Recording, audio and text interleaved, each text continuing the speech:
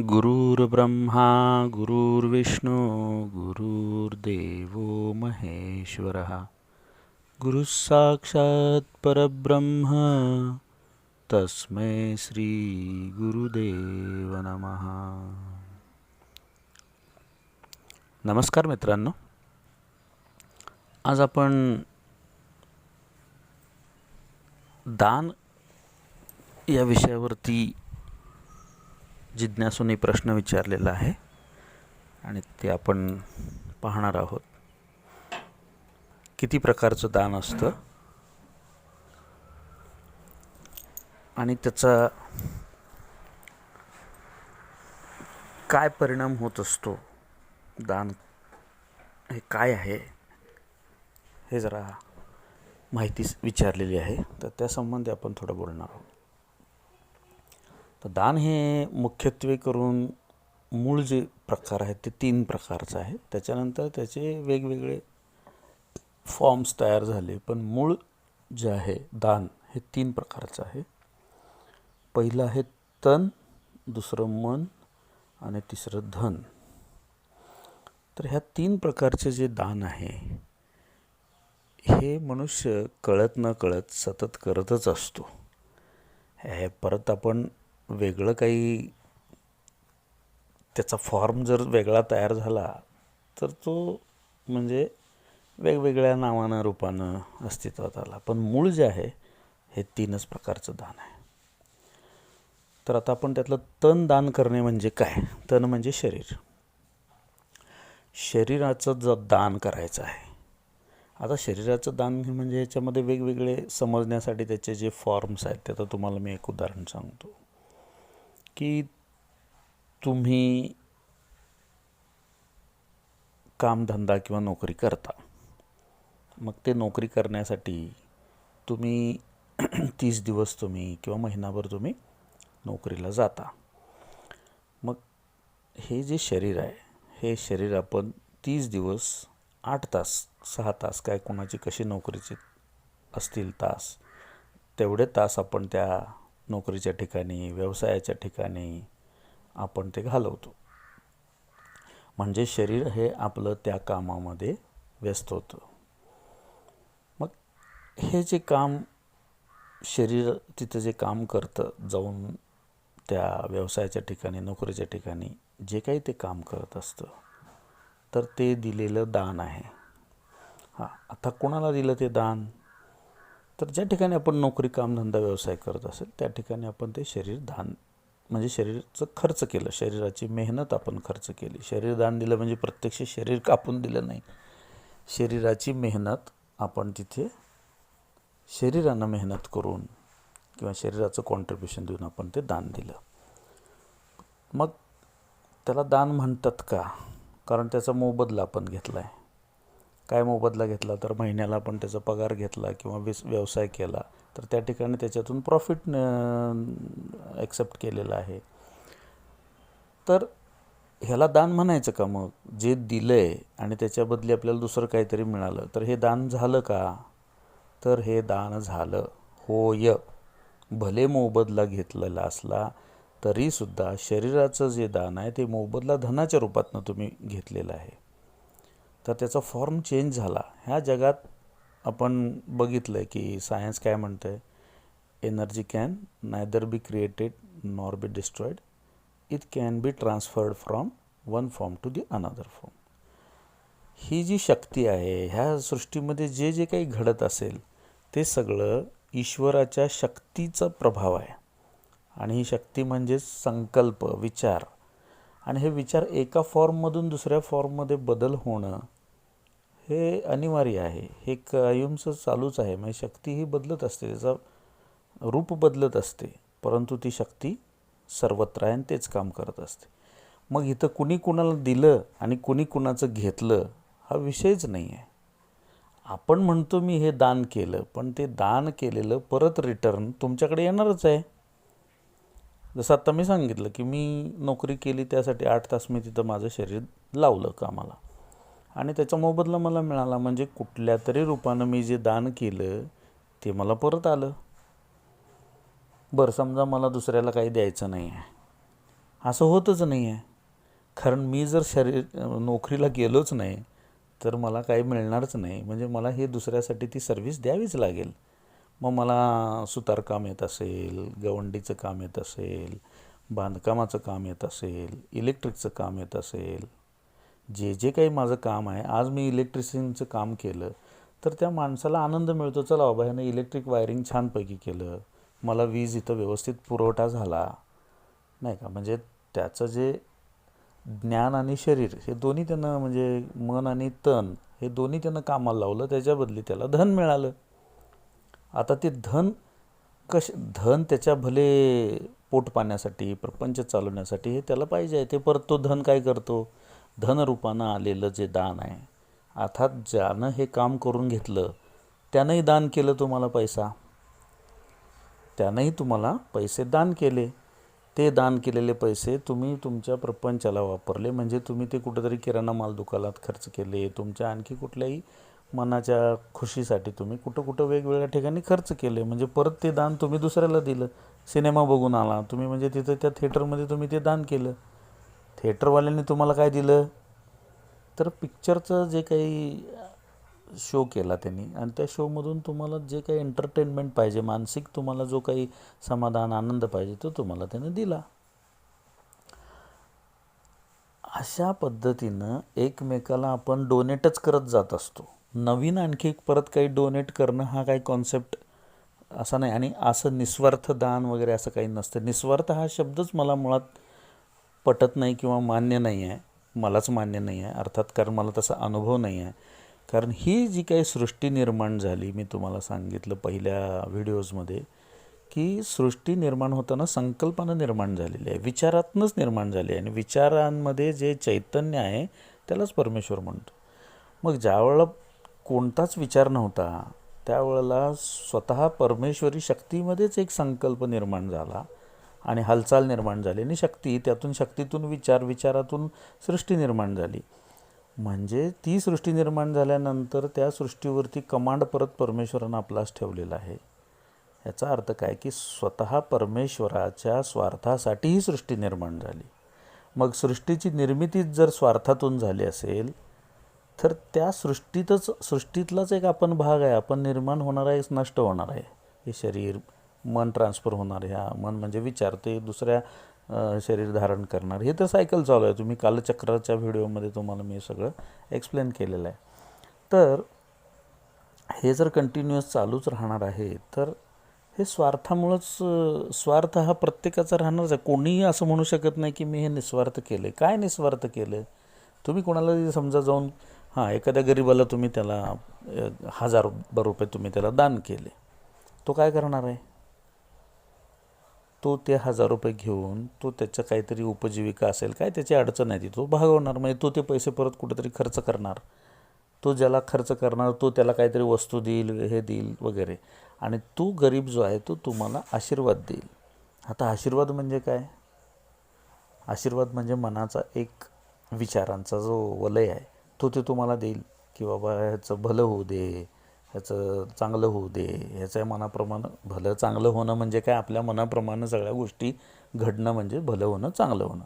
हे विचारांचे जे वलय आहेत ते आपल्याकडे ज्या वेळेला येतील त्यावेळेला आपल्याला पॉझिटिव्हिटी, आपला जो आवरा असतो, जो आपण आवरा बघितला, आपल्या सूक्ष्म शरीर असते, त्या सूक्ष्म शरीरामध्ये हे पॉझिटिव्ह त्याचे जे विचार आहेत ते विचार वाढले की आपली एनर्जी वाढत असते.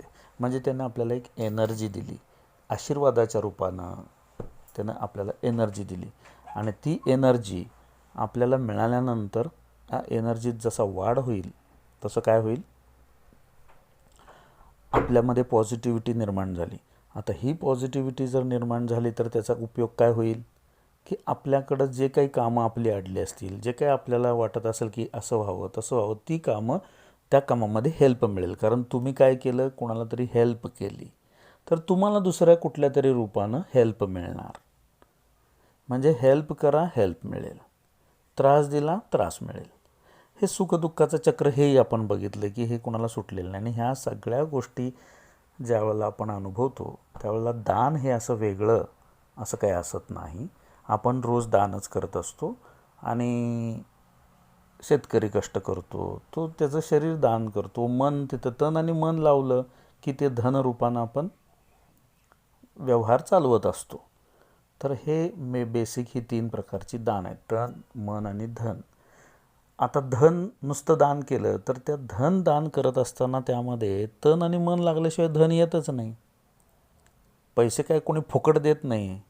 पैसा 1 रुपया मिळवायला सुद्धा तुम्हाला काही ना काहीतरी तन आणि मन हे लावावंच लागतं. लॉटरीचं तिकीट जरी लागलं तरीसुद्धा ते काढायला जायला आणि ती बुद्धीनं विचार करायला आणि तिथं थोडे पैसे लावल्याशिवाय लॉटरी तिकीट काय लागत नाही. म्हणजे कुठलंही कर्म उदाहरण जर सांगायचं झालं तर तुम्हाला तन आणि मन लावल्याशिवाय धन येतच नाही. त्यामुळं धन जर नुसतं धन जर दान केलं आपण कोणत्या जरी ठिकाणी किंवा कुणाला तरी, तर त्याच्यातून तुमचे तन आणि मनाचे कष्ट पण त्या धनाच्या रूपात आलेले असतात. आणि मग ते तन मन धन त्याला जर दान झालं तर तुम्हाला त्याच गोष्टी तिन्ही आपल्याला रिटर्न मिळत असतात. फक्त ते त्या माणसाकडून मिळत नसते, ते वेगवेगळ्या रूपात तो कुठं डिस्ट्रीब्यूट करेल. मनानं तुम्हाला आशीर्वाद दिले, तनानं त्यांना आणि काही त्याचा आनंद घेतला तर तो तुम्हाला परत रिटर्न दुसऱ्या तुमच्या लाईफमध्ये तो वेगळ्या रूपानं तुम्हाला मिळत असतो. कारण पृथ्वी गोल आहे, एनर्जी कॅन बी ट्रान्सफर्ड. त्याच्याकडे ट्रान्सफर केली परत तुमच्याकडे ती दुसऱ्या रूपानं ट्रान्सफर होणार आहे. तर हे विज्ञान आणि ह्याच्यातून दोन्हीतून आपल्याला एकच दाखला मिळतो की बाबा आपण जे काही करत असतो ते वेगळं काही नाही आहे, आपण दानच करतो. आणि सृष्टी किंवा मानवाला जे काही निर्माण केलं आहे परमेश्वरानं ते एकमेकावर अवलंबूनच ठेवलेलं आहे. असा कोणीही माणूस नाही की मी म्हणेल की मी स्वावलंबी आहे किंवा मी सगळ्या गोष्टी मी करतो, असं होऊच शकत नाही. कारण श्वाससुद्धा जर आपण घेत असेल आणि तो श्वास जर आपण सोडतो, श्वासामधून ऑक्सिजन घेतो आणि कार्बन डायऑक्साईड सोडतो. कार्बन डायऑक्साईड घेणारी झाडं आहेत सृष्टीमध्ये, झाडं निर्माण केले आहेत परमेश्वरानं, तर ती ऑक्सिजन निर्माण करतात आणि कार्बन डायऑक्साईड स्वीकार करतात. म्हणजे सृष्टीमध्ये कोणतीही गोष्ट अशी नाही आहे की जी म्हणजे तुम्ही न कळत तुम्ही जे कार्बन डायऑक्साईड सोडत असता शरीरामधून बाहेर, तो झाडांचं खाद्य आहे. म्हणजे तुम्ही त्याला दान करतायच आणि त्याचे काही तुम्ही मोबदला घेत नाही. म्हणून ती झाडं पण तुम्हाला कुठलाही मोबदला न घेता ते ऑक्सिजन पुरवत असतात तुम्हाला. अर्थात तुम्हाला म्हणजे ते काय वैयक्तिक जन दिले त्याला देत नाही आहे किंवा आपण जो कार्बन डायऑक्साईड सोडतो ते पर्टिक्युलर काही झाडाला देत नसतो, तो आपण वायूमध्ये सोडून देतो आणि वायू त्या गोष्टी पुरवायचं काम करतो. ज्या गरजेला असेल तसं ती एनर्जी ट्रान्सफर होत जाते. तर याप्रमाणे असं हे दान सुरूच आहे. आणखी परत वेगळं दान आपण काही करतो असं जर कोण म्हणत असेल तर ते म्हणलं म्हणून काही दान झालं नाही असं नाही आहे. दान हे चालूच आहे. अव्याहतपणे हे दान आपण करत आहे, दान देत आहे. विचार करतो आपण, एखादा चांगली गोष्ट विचार करणं किंवा एखादा शोध लावणं हे सुद्धा एक दानच आहे. शोध लावण्यासाठी मन पूर्णपणे एकाग्र करावं लागतं आणि त्याच्यातून नवीन काहीतरी उत्पत्ती आपण करत असतो. शोध म्हणजे तुम्ही ते सायन्स असं एवढं डोक्यात घेऊ नका. तुम्ही रोज काहीतरी एक नवीन शोध लावतायच. रोज नित्य नवीन तुमचं जीवन आहे. कालचा दिवस आजच्यासारखा नसतो. तुम्ही रोज काहीतरी नवीन गोष्ट करत असता, त्याला शोध म्हणतो आपण. जे तुमचे चांगल्या विचारानं तुम्ही काही उत्पन्न करता किंवा वाईट विचारानं वाईट उत्पन्न होत असेल, काही लोक षडयंत्र करतात, तर काही लोक कुचकापणा करतील, काही लोक अपमान करत असतील, ते त्यांचं जे काही कार्य चालू आहे ते त्या प्रकारची व्हायब्रेशन्स तयार करतात आणि ती सोडत असतात. आणि जे त्या पद्धतीनं सोडतात त्यांच्या लाईफमध्ये फिरून फिरून त्याच प्रकारची एनर्जी त्यांच्याकडे ॲट्रॅक्ट होत असते.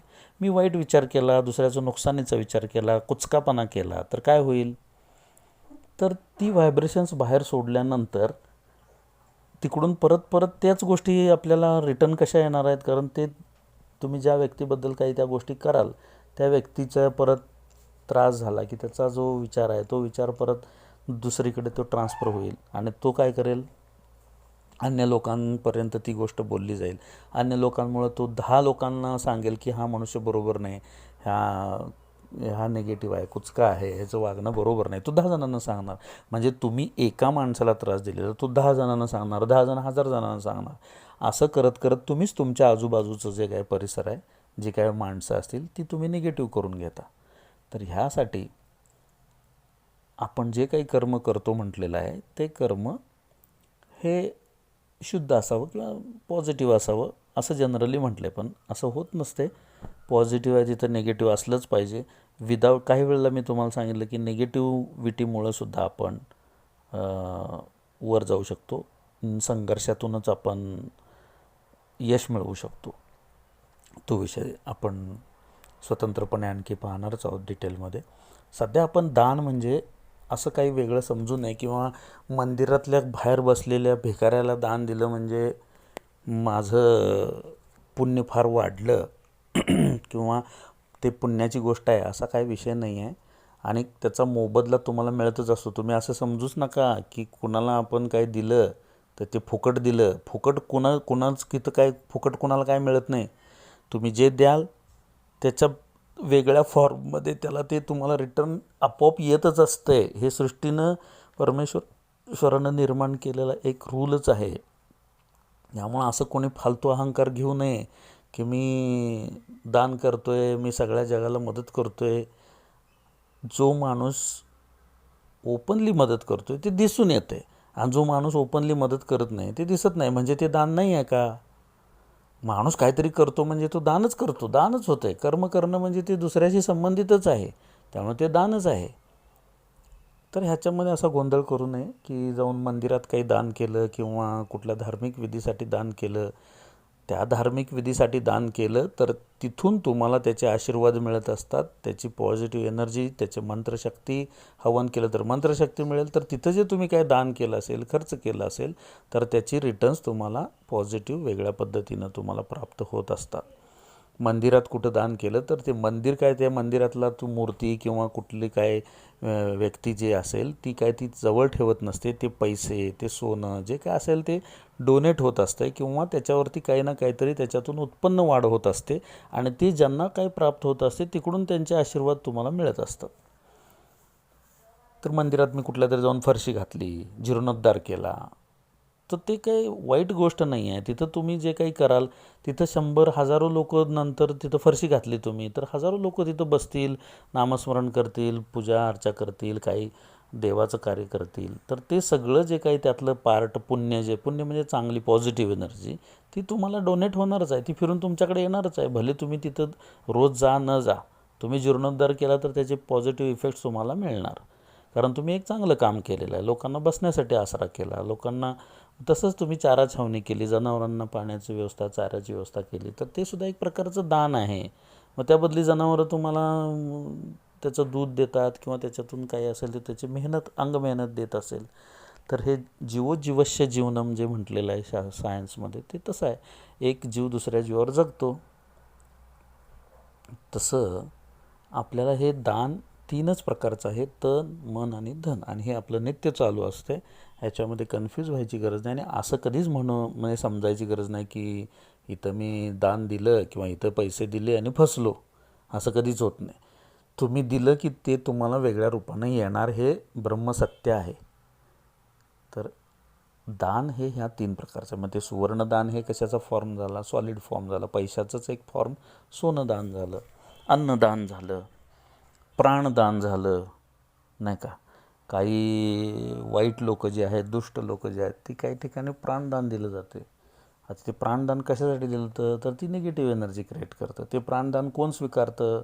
कोंबडं बकरं मारलं तर त्याचा स्वीकार कोण करतं? तर हे जे मृत आत्मे असतात की ज्यांच्या वासना इच्छा शिल्लक राहिल्या त्या आत्मे त्या माणसाच्या शरीरातून ज्यानं तो संकल्प केला त्याच्या शरीरात येऊन किंवा तिथं ज्यांना तुम्ही ते दान वाटणार आहे जेवण त्या लोकांच्या शरीरात येऊन ते स्वीकार करतं आणि ते तुमचं काम करतं. कारण कुणालाही काम केल्याशिवाय फुकट काही मिळतच नाही. तर कर्म हे कुणाला सुटलेलं नाही आहे. त्यामुळं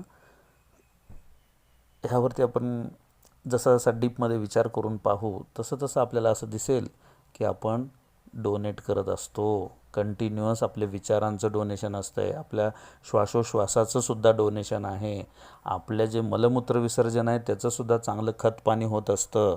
त्यानं जमीन कसदार बनते आणि कसदार बनलेलं जमीन आपल्याला त्याच्यातून झाडं, फुलं, फळं फिल्टर करून सगळं त्यातले जे दोष आहेत ते फिल्टर करून तुम्हाला उत्तम फळं, फुलं, भाजी वगैरे तयार होत असते.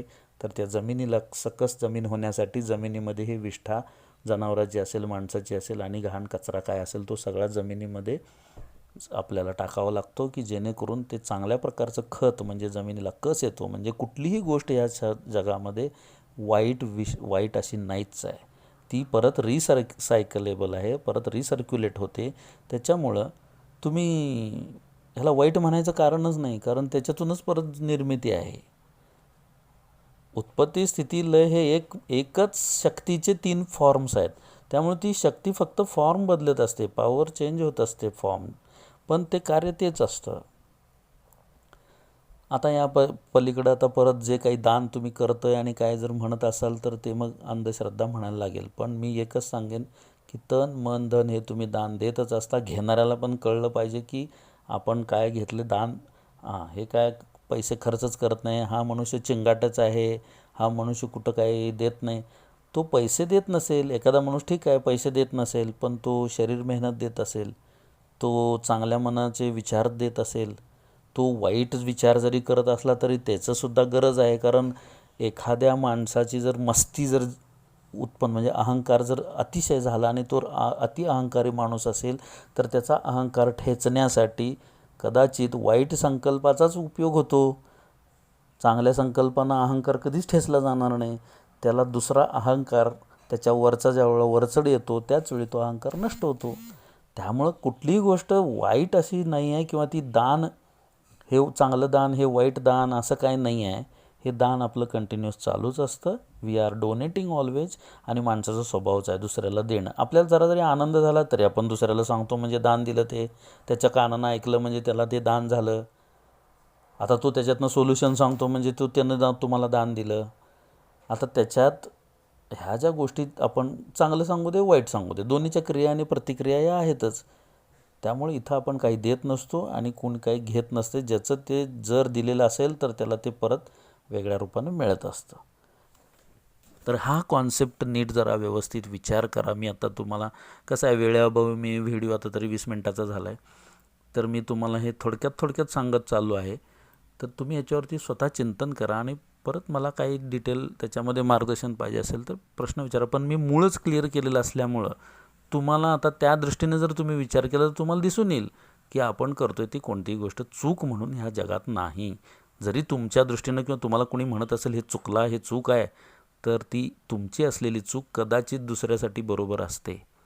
दुसऱ्या त्याच्यातून बरोबर करण्यासाठीच आहे. आधी मध्य अंत झाल्याशिवाय निर्मिती नाही. मग उत्पत्ती स्थिती लय. मग एखादी गोष्ट वाईट दिसते आपल्याला, आपण चांगलं अन्न खातो, चमचमीत जेवण खातो, तर मग चांगलं केलं तर चांगलंच व्हायला पाहिजे. मग पोटात गेल्यानंतर त्याचं मलमूत्र कसं काय होतं आहे, रक्तपाणीच का होत नाही, सगळंच रक्तपाणी आणि एनर्जी का होत नाही, त्याचं मलमूत्र का होतं. मग चांगल्या केलेल्या कर्माची फळं चांगलीच का मिळत नाहीत. कारण ही पृथ्वीच त्यांना अशी निर्माण केलेली आहे, ह्याला कालचक्रात बांधलेलं आहे. आणि उत्पत्ती स्थिती लय रसत्व रजतम हे असणारच आहे आणि ह्याची गरज आहे. तम असल्याशिवाय सत्वाला काही किंमत नाही, खोटं असल्याशिवाय खऱ्याला काही किंमत नाही. सगळंच खरं असेल तर मग कशाचा प्रश्न आहे. मासे समुद्रामध्ये लाखो अंडी घालत असतात, लाखो मासे तयार होत असतात. ते लाखो मासे जर मारलेच नाहीत तर त्या माशांना जर मारलं नाही तर काय होईल, समुद्रात पाण्यापेक्षा मासेच जास्त होतील. मग ते मासे हे मारण्याची बुद्धी कोण घालतं आहे, परमेश्वर त्या समुद्रकिनारी राहणाऱ्या माणसांना ती बुद्धी घालतो. तिथं शेती पिकत नाही. शेती का पिकत नाही, कारण हे मासे कोणी खायचे मग. तर हे जो सृष्टीचा बॅलन्स नैसर्गिकपणे जो ठेवलेला आहे, देवानं जो ठेवलेला आहे, तो त्याचं काहीतरी नियोजन आहे. आणि ते मासे हजारो लाखो ज्यावेळेला उत्पन्न होत असतात, एक एक मासा जर हजारो अंडी देत असेल तर त्याला मारणं किंवा ते खाणं, ते खाद्यपदार्थ म्हणून जर बनलेलं असेल तर ते खाल्लं पाहिजे, किंवा खाणाऱ्याला दोष काय. आणि जर ते नाही मारले तर काय होईल, तर समुद्र सगळ्या माशानं भरून जाईल. तर असा निसर्गाचा बॅलन्स, निसर्गानं जे काही दिलेलं आहे ते तुम्हाला बरोबर परमेश्वर बुद्धी घालत असतो. आणि कुठली गोष्ट वाईट आहे किंवा चांगली आहे असं काही म्हणण्यात अर्थ नाही. आज माझ्यासाठी जे चांगलं आहे ते कदाचित दुसऱ्यासाठी वाईट असेल, माझ्यासाठी जे वाईट आहे ते कदाचित दुसऱ्यासाठी चांगलं असेल. म्हणजे काय, आपण ह्याच्यात परमेश्वराच्या दृष्टीनं तो बॅलन्स 0 आहे, न्यूट्रल आहे. आपण म्हणत असतो माझ्या दृष्टीनं हे वाईट झालं, माझ्या घरात चांगलं झालं किंवा वाईट झालं. देवाला जर का आपण, म्हणजे परवा आपण बघितलं सुख आणि आनंद म्हणजे काय फरक आहे, तर हे आपलं चांगलं आणि वाईट हे सुखाचं आणि दुःखाचं कारण आहे. पण आनंद जो आहे, जो परमेश्वर आहे, त्याला काय फरक पडतोय? तो सृष्टीचा मालक आहे. आज मी कारचा मॅन्युफॅक्चरर आहे. कारला धडकली, पार चिंबून आली, ॲक्सिडेंट झाला आणि पूर्ण चेपली कार, तर ती कार शोरूममध्ये तुम्ही टाका ॲक्सिडेंटच्या. तुम्ही बघा मारुतीचं समजा शोरूम आहे, आपण उदाहरणार्थ दाखल घेतलं, तर ती अशी कार बनवून देतात. ॲक्सिडेंट झाली, चोळामोळा झालेली कार अगदी नवीन कट, म्हणजे ती तयार केल्यानंतर पुन्हा आहे अशी नवीन दिसते. म्हणजे कार मॅन्युफॅक्चररकडं जर तुमची कार कशीही डॅमेज होऊन गेली तरी त्याला कुठल्याही प्रकारचा म्हणजे काय म्हणतो दुःख किंवा सुख असं होण्याचा प्रश्नच नाही. तो काय म्हणतो, ठीक आहे आणा, एक आठवड्यात तुम्हाला सगळी कार व्यवस्थित करून देतो, तुम्हाला ओळखणार पण नाही की ही ॲक्सिडेंटल कार आहे. म्हणजे हा जो परमेश्वर आहे हा सृष्टीचा मॅन्युफॅक्चरर आहे. तर तुमचं कसलं कसलं वाटेल तसलं दुःख असू दे, तो झटक्यात सोडवू शकतो. तुम्हाला आहे असं परत पुनरुज्जीवित करत असतो. तो म्हणतो काय ठीक आहे, ह्या जन्मात तुला त्रास झाला आहे, काय वाटते तुला, जमलं नाही हे काय जग कसं समजलं नाही, तू शिकला नाहीस, ठीक आहे, मृत्यू झाला, शरीर टाकलं, परत दुसरा जन्म घ्यायला लागतो. परमेश्वराची फॅक्टरी आहे हो. आज जीवन झालं, मेला, परत दुसरा जन्माला आला, त्याला काय फरक पडत नाही. तसं इथं काही चेंज म्हणजे असं वेगळं काही उत्पन्न होतच नसतं. ते फक्त ट्रान्सफर होत असते एका रूपातून दुसऱ्या रूपात. मग काय प्रश्न आहे? मग परमेश्वर जो स्थितप्रज्ञ अवस्थेमध्ये त्याला काहीच त्याचा फरक पडणार नाही ना, असं आहे. तर अवधूत चिंतन श्री गुरुदेव दत्त. आजच्या पुरतं हे ज्ञान सफिशियंट आहे असं मला वाटतं. तरी पण यातून कोणाला काही शंका असेल तर त्यांनी मला व्हॉट्सअपवरती कळवाव्यात. श्री गुरुदेव दत्तात्रय चरणारविंदार्पणमस्तु. शुभम भवतु.